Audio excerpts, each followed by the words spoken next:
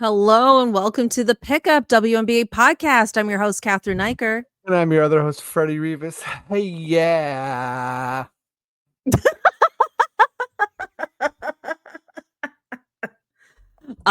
Freddie, tell people where they can find us, where they can follow us, all that good stuff. Follow us on Instagram and YouTube at the Pickup WNBA Podcast. Yeah, give us a follow, give us a like, give us a subscribe, give us a comment, give us a review. Beauty. How you been, Freddie? I've been good. Just been, living my dad life and getting, more excited about the tempo and doing my clown thing at work. It's an all right time. Winter happened in Toronto. Yeah, we got legit snow. Ontario, Canada. Mm-hmm. I'm okay with that. I just now it's just sort of like dark and wet, which is like not dark and cold and wet. It's not good. But when it's like snowy and crunchy, that's cool with me. Oh, interesting. Yeah. Well, it's gonna be like this till mid-April. But anyway, hope you're all doing well out there. Listen, we've got some basketball stuff to talk about. Usually it's W stuff or unrivaled stuff, but now there's a new league to talk about, and that is called Project B. They have signed Nneka Ogwumike. They just announced that they signed Alyssa Thomas. They are promising some very interesting things as well, in addition to the formation of this new league. Freddie, I believe you have a bit of an intro for us. Yeah, and before I get into that, I'm just going to say this: Project B, one of the worst names I've ever heard For a whole league, yeah. For a whole league, Project B. Pardon me, horrible name. Yeah, because it's like your plan B. Like you're not plan A. You're not everything the one. about Project B. Like if you want to get excited about something, first things first, don't call it a project. Wow. You know what I mean? It should be complete. It should be complete. It doesn't. I see. Yes. Yeah. Oh, what's next? Experiment C? No thanks. Okay. You know what I mean? I do. I agree. Yeah. Diversion D. I could go on.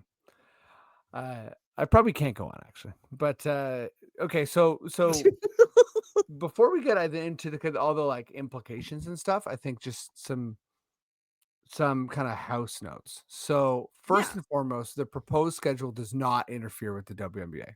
So just get that out of there. It does start in November 2026 and end in April 2027. So certainly it would interfere with Unrivaled, and it would interfere with many other international leagues. So put that out there as well. We got some major investors here. So obviously, when this kind of came out, it's based in Singapore. People have started to question, like, is it linked to Saudi money? Is it one of these things that kind of like this like ethical dubiousness going on? And the main organ, or the creator has said that it is not. There is a Saudi event, like event coordinator, whatever. Like some of the people who are going to throw events are, that is a Saudi based, So wait, the league, like the league is based there, or just there's money from people there? So the quote is, so I'll just read this. So this is just kind of like the investor backing. Investors include high profile athletes, Candace Parker, Novak Djokovic, Sloane Stephens, and Steve Young. While an event partner is Saudi based, the co-founder has stated there's no Saudi government funding. And the reason that's important is because often North America and Europe accuse Saudi Arabia of human rights violations, and usually when they pay for sports, like big money for sports, like the golf league they started, Live. There's accusations of kind of like sports washing and blood money and like kind of making the things they do, um, sweeping them under the rug. There's a lot of there's a lot there, a lot of bad money in the US and a lot of bad money in Canada too. So But uh, they're basically saying that that bad money isn't here, that's what this the leadership is saying. even though the league takes place there. Is that what we're saying? So no. So getting to that, the league, this is where I was like, "Oh, okay, I just learned this today." The league does not take place in one place. So, the league consists of 7 two-week tournaments held in major cities worldwide. Oh, okay, Asia, cool. Latin America, Europe, um, Africa isn't mentioned, but, you know, so this is like a traveling 5-on-5 league. That's a series of tournaments, which would Cool. be very cool. And the starting salary for any player in this league is $2 million, Wow. which just like blows through Unrivaled, blows through the WNBA. And I read that there's also equity stakes for the players as well. Right. That was Yes. which is, I don't know what that stake is, but that there will be some sort of equity stake for Yeah. the players, which I guess in a way is revenue share. Um Really, really big stuff. Like, I think from a revenue perspective, in terms of like what they're paying players and the timing of all of this, I feel is significant for the WNBA CBA negotiations. But in terms of the timing of the league, like, I actually think this is really fun. Like, I know you were talking about you were telling me a little bit about what happened in golf in terms of like bringing some of its best players more international than in the US, but I think the timing of the calendar isn't gonna necessarily interfere here. It looks like they're deliberately trying to stay away from the WNBA calendar. It will affect Unrivaled, but I really believe there's enough talent between both of these leagues that we'll just get to see more of the players we know and love, because this is 5-on-5 teams. So that's like 50 players. Or if there's 6 teams there, then it's more. But anyway, but it's not that many players is my point. Like, we'll still be able to see like a lot of talent in both leagues. I kind of see this as a win across the board, to be honest. Yeah. I mean, I think it once again sort of like adds credence to there being an audience, savvy money, and overall interest and momentum to women's basketball. And I think that to me is the biggest takeaway here, right? This is Alyssa Thomas, this is Nneka Ogwumike. These are the first kind of uh first players announced to this league. So like really big players, right? Hall of Mhm. Fame players. And I think one thing that's interesting to me too, as a person that started covering this league and watching this league in with you in 2021 is the history of women playing abroad.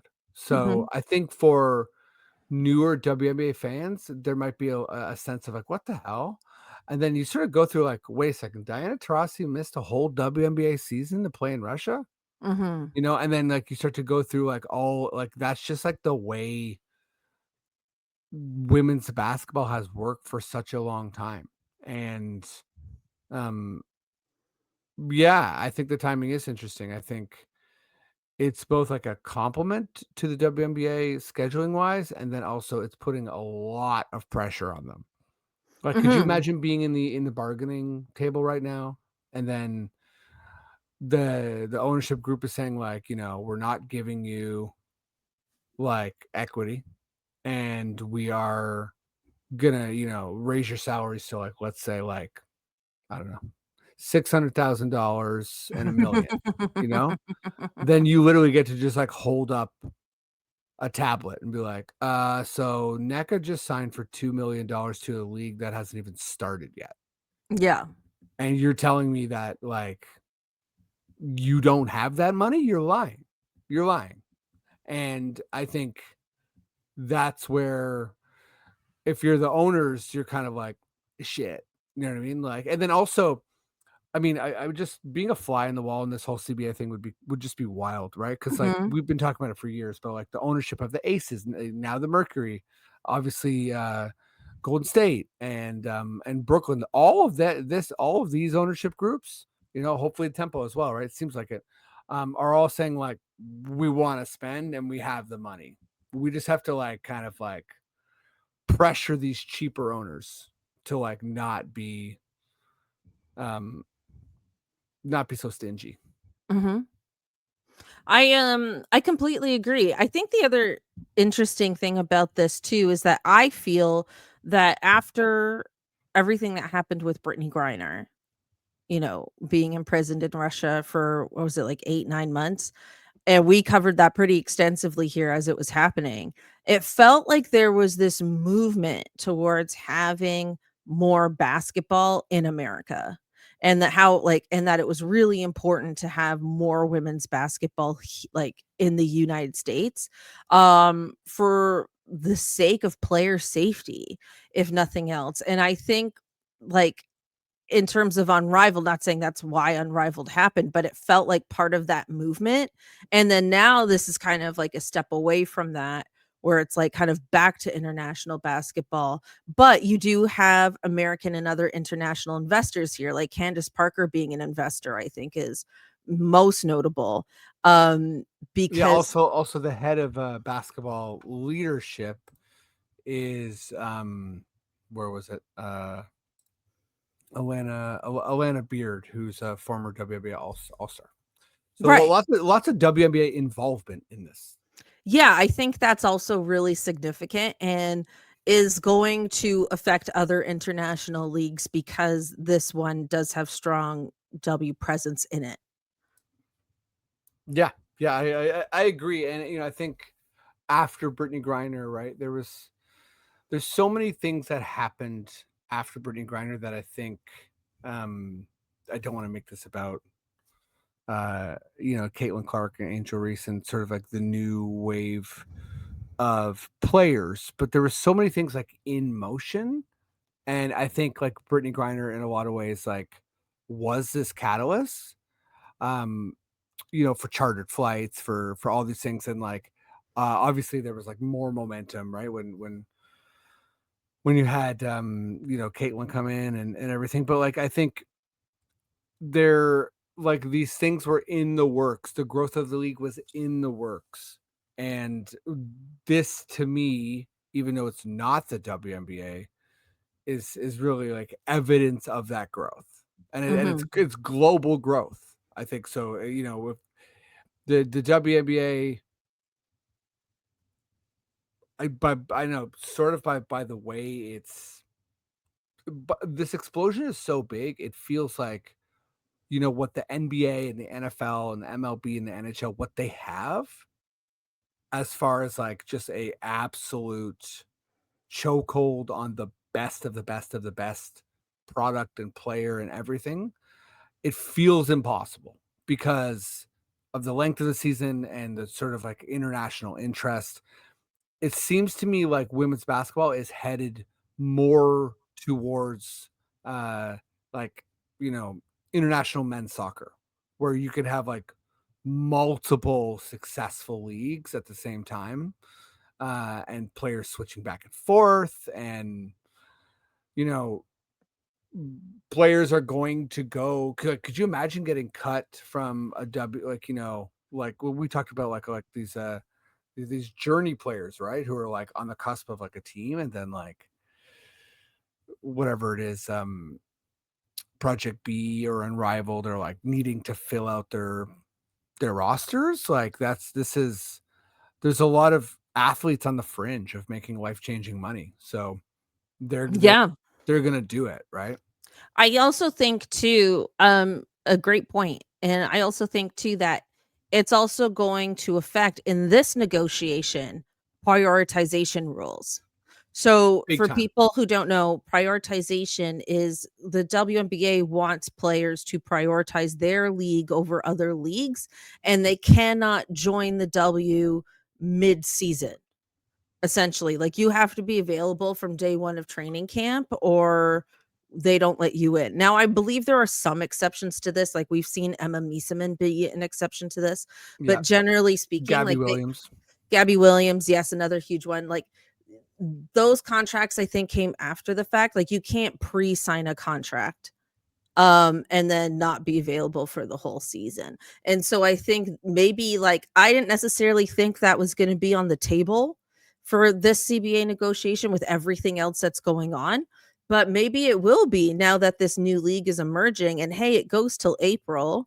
I mean, the W starts in May, but you never know. Maybe in future people are going to check these rules a bit more. Yeah. I think, could you imagine being a high profile player and having, they're saying these contracts start at $2 million, right? So let's take Angel Reese, for instance. Her contract comes up in Chicago and it's off season. She's a unrestricted free agent and she signs some like $3 million contract with Project B. And then, is going to sign with whomever it is, like re-sign with Chicago, let's say. And it comes up like, oh, well, with prioritization, you actually can't play with Chicago and you can't collect your $500,000 a year contract. I think Mhm. she's going to be like, well, then goodbye, because Easy. I'm making, you know what I Easy. mean? Like, so I think the money at least needs to be for the WNBA. The money needs to be close. Yeah, It it has needs to to be be it has to be competitive. it needs to be a lot closer than it is. And something like this seems very different than, oh, no disrespect to these authoritarian countries, but like playing in Russia or wherever else, like, playing in, um, whatever. I'm not going to slander countries, but like I think, I uh, don't know where you're going. well, I'm just saying it's like, with Brittany playing in Russia, it was like, oh yikes, but it's like people are still going to play in Turkey, right? Who is a Mhm. dictator, and I think people are still going to play in other places that are dangerous. Sure. And so,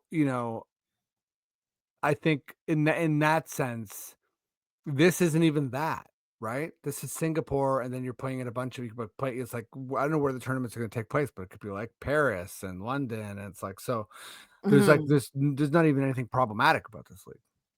Right. I just thought of another factor that's gonna be huge, and that is the fact that, like, I mean, think about it. Your W is May to September, and then Project B is gonna be November to April. That's no off season at all, especially if you make a deep playoff run, right? Because then you're playing mid-October, you only have 1 month off before going into this other league.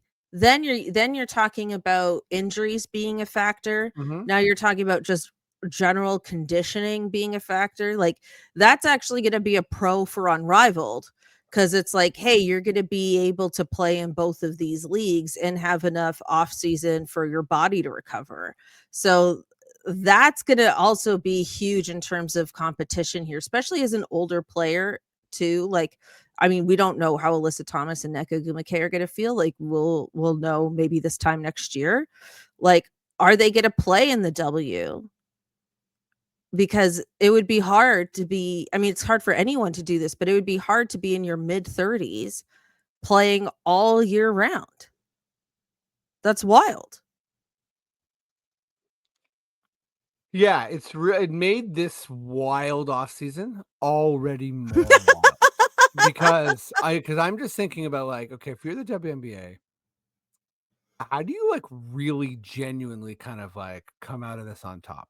Like, if you're the ownership group, and, first of all, I should just say that I don't think this is going to happen, but a way to kind of, like, put yourself on top is to say, "Okay, we're gonna pay more than Project B, and we're gonna do, like, a 60-game season, like a 60, 70-game season, and Oh, we're gonna stretch out that calendar, and we're gonna say, we're doing what other leagues are doing. This is what you wanted. You have equity. You have more money. If you play for the tempo, you can't play anywhere else.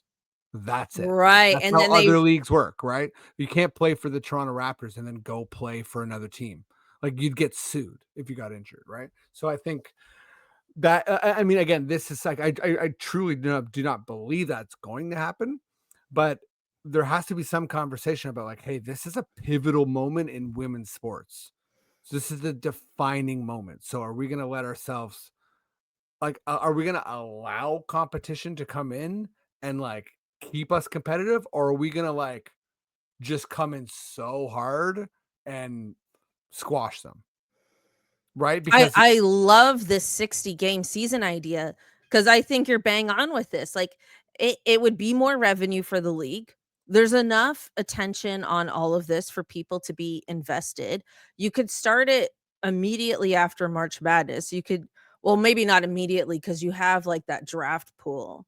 So maybe you're looking at like mid-April, but you'd be drafting like the day after the NCAA championship basically, and then jumping straight into the season. Or you make an exception for these rookies to come in like a month later, but you'd be running like April to October to November. but Um, I mean, like, if you're the NBA, you're like March Madness takes place during your season. And you're like, "Hey, great job. We'll see you in June," or whatever it is, right? They're like the number one pick just has to chill for a but couple months. the calendar's different, Yes, yeah, right? for sure, for sure. So they can draft those rookies for the following season. Yes. So that's the only thing there. They could run deeper into the winter. They could run into like December and then end before the holidays.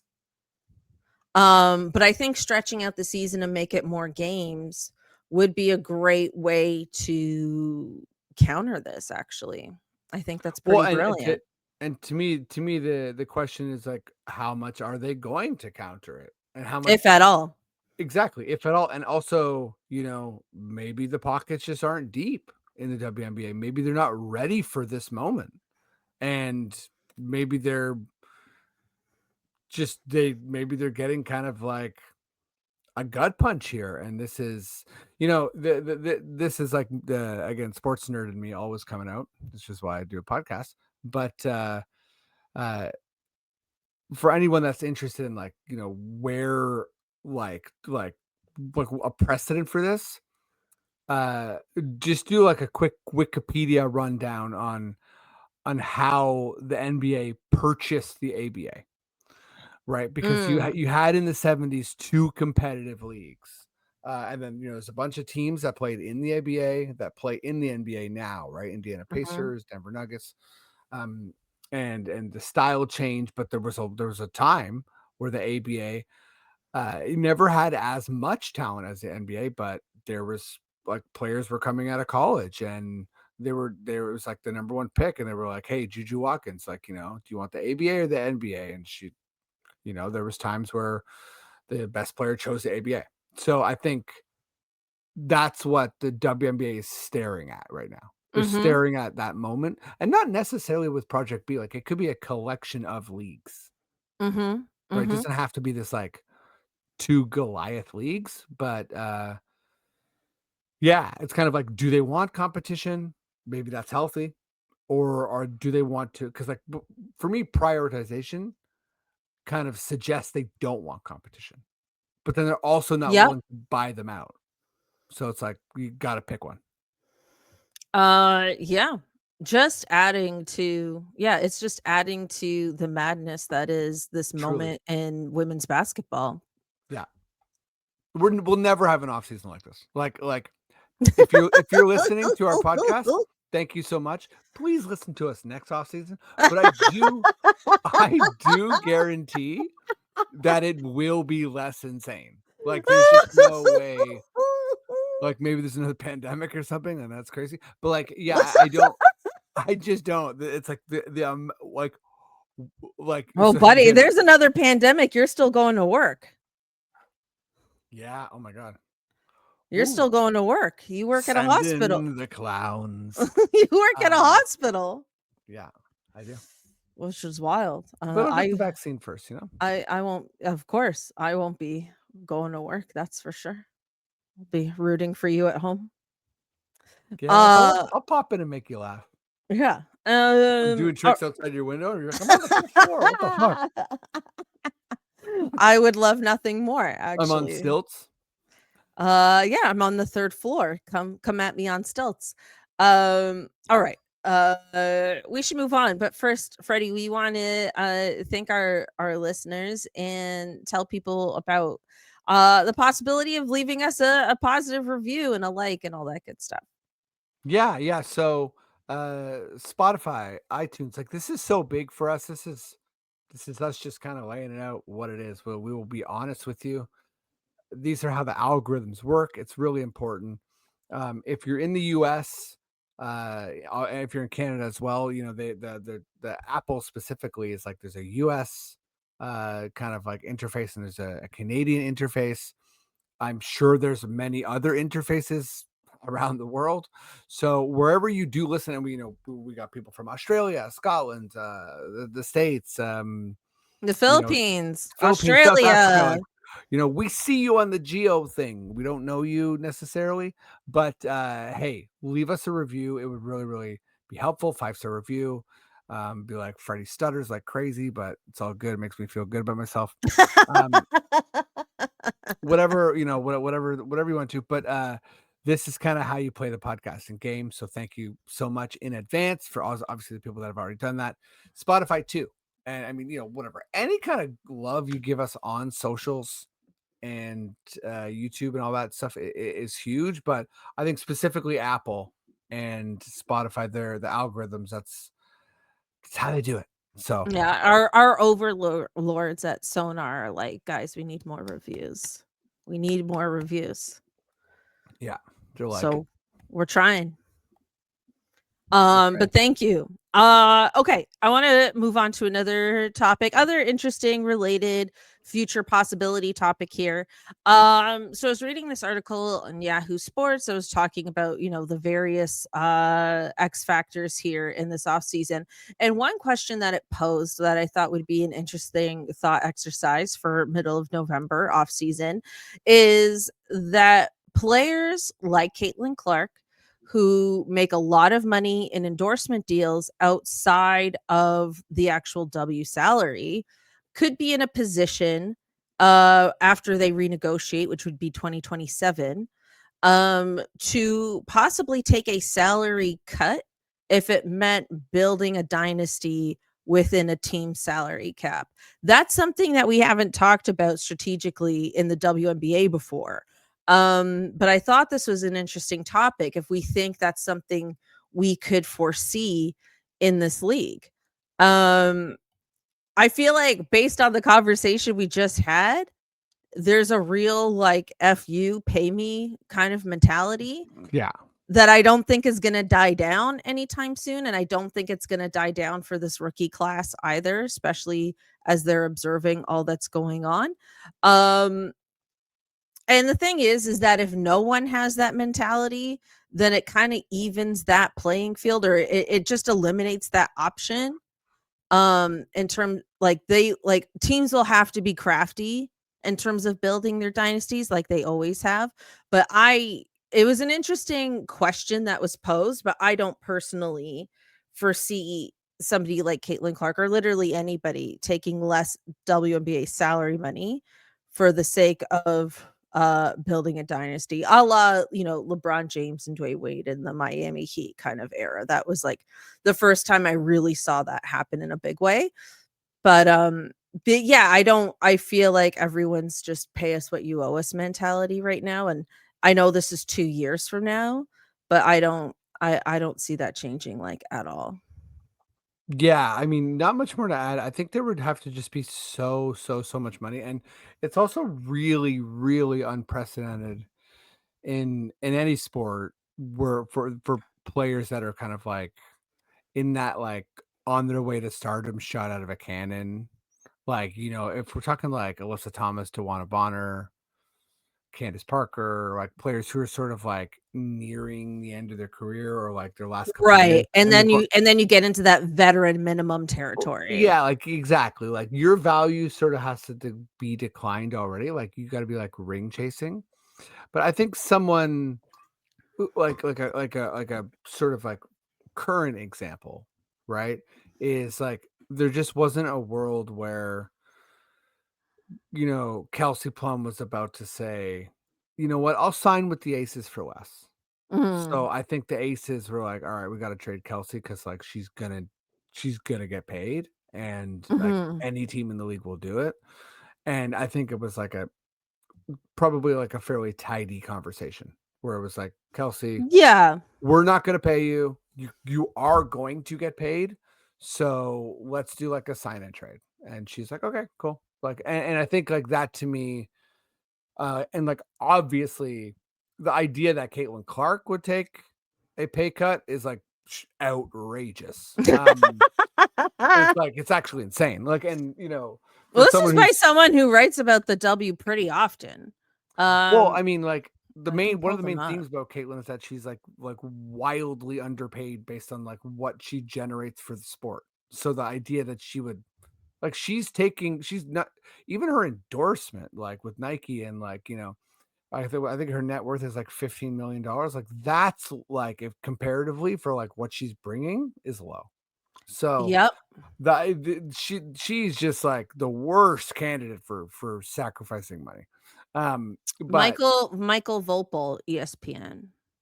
yeah, no, I know. I mean, a very respected writer, and like, Shout out Michael Vopel. I'm just saying that's oh where yeah, no, I I, got this I from. love his work, and like, I can't tell if he's sort of saying that like this is what people are talking about, or like he thinks that like could happen, but I think he's um, saying there's a world where that could happen.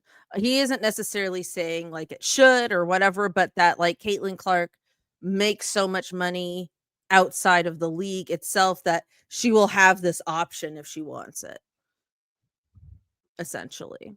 right, and yeah, and I But get the but you're sense, right in terms of like her net worth in comparison to other athletes of her status is wild. Yeah.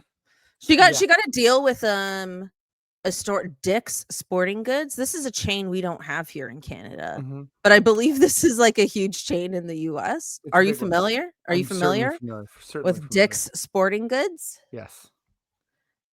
It just reminded me of like Bass Pro Shops. Like it just feels Uh like it huh. has like the same vibe to it. That's probably a fair comparison. Like, I don't know enough Yeah. about Bass Pro Shops, but or Dick's Sporting Goods, but I I know that, haven't been into either. I have not been to yeah. either store. What would you do if you walked into a Dick's Sporting Goods and then as soon as you walked in, you like turned back around and it was actually a Bass Pro Shop You know what I would do? and they were the You know same thing? You know what I should do? What I think I just thought of this. This would be so funny.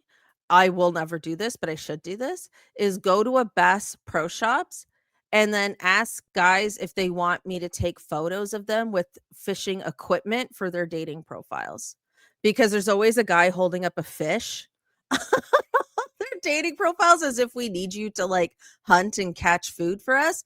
But I think that would be funny.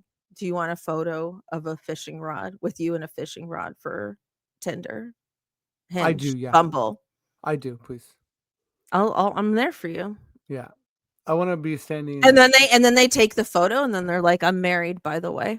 yeah. And I, then I I'm want to like, be like "Wow, standing in the river really fly missed fishing. it." I want to wear those big boots. Fly fishing? Wow. I can't picture myself doing it. Here's a photo. Me fishing, big boots, buck naked. Um, it's cold. You know what I mean? Um, Okay, this is you would be doing that.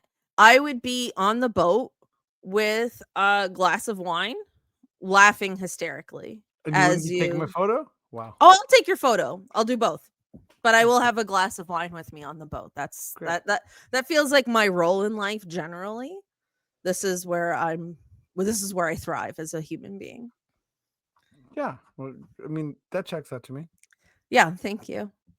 Okay. Wow, lots of interesting stuff for middle of February. Really kind of like nitty-gritty technical in a way, but Hmm. also very like philosophical and expansive. But Hmm. anyways, Freddie, I think it's fun question time. Okay. Yeah. FFQ. This is actually a Cathryn FFQ, but listen, she's got some ideas too. Okay, everybody. Give her some I credit. think we were calling it a CQQ, like a Cathryn's quirky question. Oh, CQQ. Okay, I like But it. I was just trying to help. I was just trying to help you out because because you've been doing a lot of great stuff with our social media and expanding on that and improving it. And I'm the one who like kind of comes up with the topics and does a bit of research here and there. So I thought, okay, like let me get in here and help Freddie out a bit. Yeah, CQQ. Here we go. So CQQ is, um, if you had to work in another country, If you had um, to move for work. if you had to move for work, um, where where's your top choice? Mm. And I guess just a little clarification question here. Is it doing your current work? Like, am I doing is it Oh. or is it like a different job? So for me, it's like, am I doing therapeutic clowning and Oh. podcasting and comedy? Oh. I had it the other way, but this is an interesting It's like twist. language would come into play, This is a very interesting twist. So, okay, let's go with this, Freddie. I like now it's a true FFQ. You did it. It's just a little assist from me, just a little, little Still, alley oop here. still got it. Okay, so we have our current day jobs. So our current day jobs are Freddie, you work as a clown at Sick Kids Hospital. Yep. I have several day jobs, but my main day job is being a writer, writing on different TV shows. I also have a part-time administrative job that keeps me afloat between writing gigs. And well, yeah, and then this. So those are okay. So the writing and the admin job is what it is for me. Freddie, we're and then stand-up comedy. That's how we met. Duh. I'm like forgetting all the jobs I have. We met both doing stand-up comedy. So there's that too. Yep. Couple options here, but I think I'm going Brazil. Okay, tell me why. Well, it's it's a completely different atmosphere. Never been to Brazil. My sister-in-law Elisa is Brazilian. Shout out. Mhm. Shout out Niterói and Rio. But I feel like I'm getting nature, I'm getting city, I'm getting beauty, I'm getting beach, I'm getting like Mm. just completely different sort of like weather and landscape Here. than than here. But I'm also getting like a big country that is like has its own momentum and like just like a lot to sink my teeth into. So I feel like I'm not going somewhere quaint. I'm going somewhere like just that I'm gonna get swallowed up in. So Mhm. I think I like that. Wow. And then I have no idea what hospitals are like in Brazil. But you muted yourself. Yeah, Sorry. sorry. I also don't.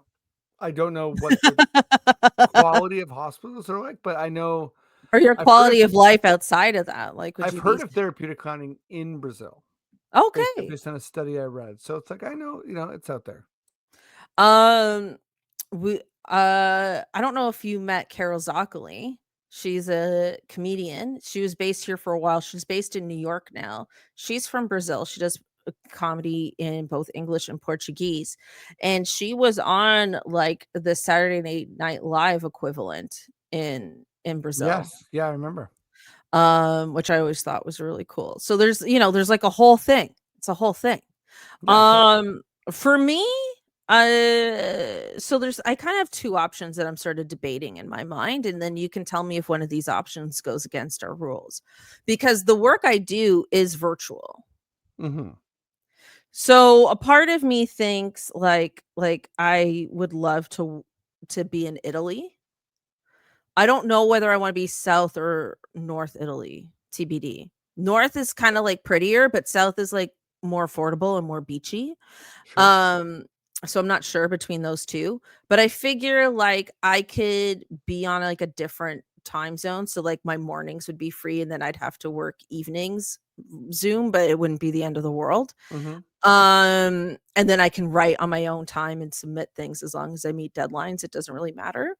And then I also, one thing I noticed when I went to Italy last year was that there's like pretty much like no stand-up comedy there. And I don't really know what comedy is in Italy. Like if that's even like an art form they're like into, or if they're more into clowning, like I know like the French are really into For sure, clowning. I'm not, big clowning roots in I'm Italy. sure it would be, but I Seriously. also thought like it would be cool to put on it like stand-up comedy shows there. And there's tons of event like venue spaces. There's so many hotels, so many different event spaces. There's a lot of like nightlife competition in general. There's so many different things to do there that like I could put on a weekend stand-up show there and probably do pretty well. So like I could do stand-up there, and then I could do my day shit, have my dog with me, and then just eat really well. And I can enjoy the beaches in the morning instead of at night. So and then the other option that's probably more realistic for my life would be London, like London, England, for Right. obvious reasons, I think. Yeah. Yeah.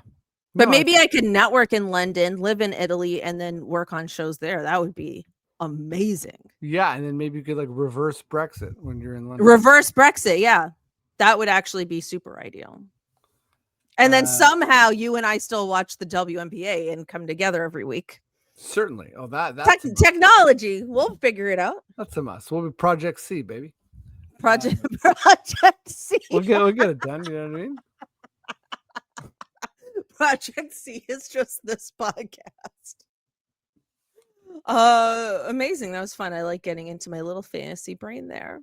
Yeah, let us know where you would go. I also debated Hawaii. I thought Hawaii would be awesome. Would be a good one too, but I mean, I'd love Puerto Rico. We're talking right, and you've been to Puerto Rico. Yeah, amazing, incredible place. Yeah, very nice. Okay, well, let's wrap it up there. Thank you everyone so much for listening and tuning in, listening to us fantasize about places better than here during our dreary weather. Please remember to like, subscribe, leave a positive review, all of that good stuff. We'll be back next week. A lot going on. The draft lottery is coming up on the 23rd. It's earlier than it was before. So anyways, lots and lots of stuff happening. Really, really excited. Thank you again, and we'll catch you next time. Thanks, everybody. Bye. Peace.